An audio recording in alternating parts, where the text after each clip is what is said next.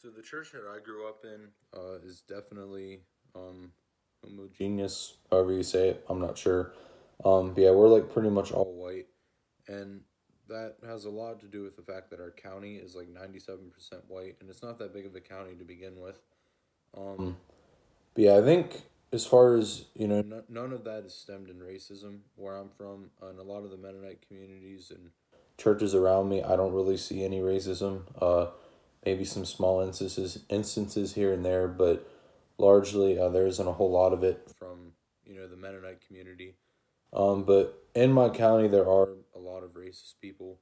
A lot, I'd say, probably half the people I went to school with were showing at least some pretty severe signs of racism. So I think in our county, it's pretty culturally Christian. I think in the sense that like most people go to church on Sunday, whether they're true legitimate followers of Jesus or not. You know, I can't really judge it all, but I would lean closer to saying that a lot of it is very lukewarm Christianity and just cultural Christianity. And I would say most of the racism in churches from our area comes from that kind of group of people, if that makes sense. Um, yeah, I think looking at America in a more broad scope, I think I think it's a pretty accurate statement to say that Sunday morning worship is the most segregated hour of the week. Um, and I don't think today that that's really rooted in racism. Um, I'm sure that there are definitely instances where it is, but I think a lot of it just has to do with culture.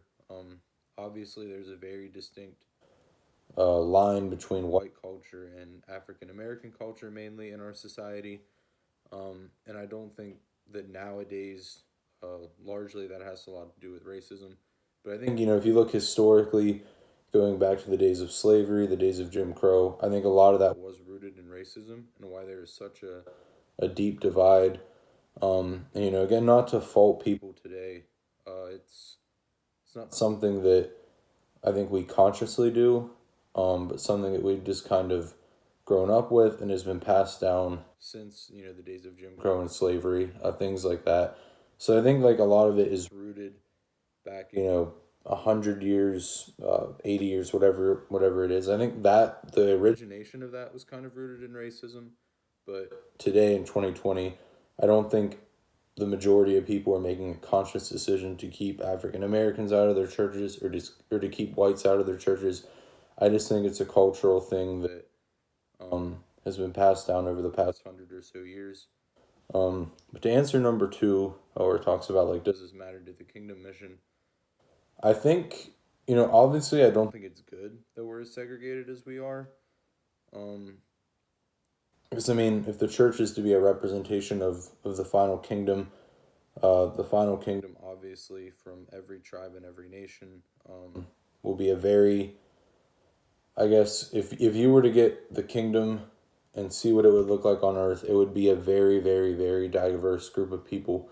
So I do think it's a problem that the church isn't as diverse as the kingdom will be, at least our individual churches. In the sense of like changing that, though, I'm really not sure how churches should go about that, just because there are the cultural differences there. Um, if I've often heard it said from a couple of my African American friends that they don't want to listen to Hillsong on a Sunday morning. They would rather listen to a choir or something, and that I think the culture does kind of play into how like a church service plays out.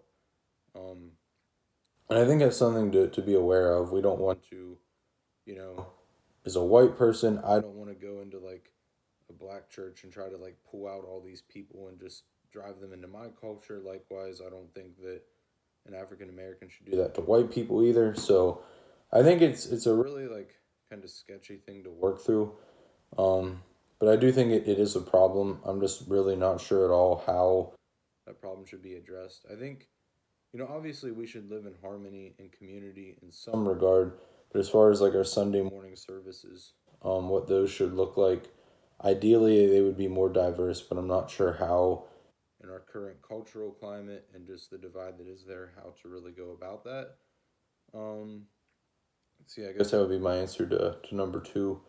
For number three, I've been to a couple different, I guess, not typical white Mennonite services. I've been to one up in Canada where they spoke, forget what the language was. It was like Cree or something like that.